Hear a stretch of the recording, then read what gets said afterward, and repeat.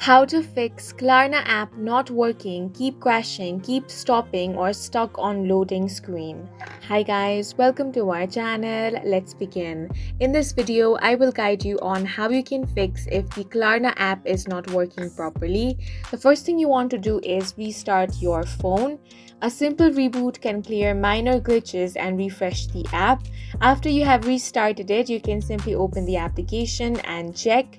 Next thing you want to do is check Klarna server status. You can use down detector to check that. After this, you want to open up the Play Store or App Store. Here, search for Klarna. Now, if you find the option of update, tap on that and update the application to the latest version. This is going to fix any bugs in the app. Next thing you want to do is open up your settings. Now scroll down and tap on Apps.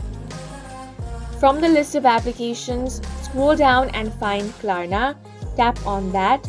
Now tap on the storage option. Here, tap on Clear Cache. You can also tap on Clear Data and delete all of the application's data. Now open the application and check.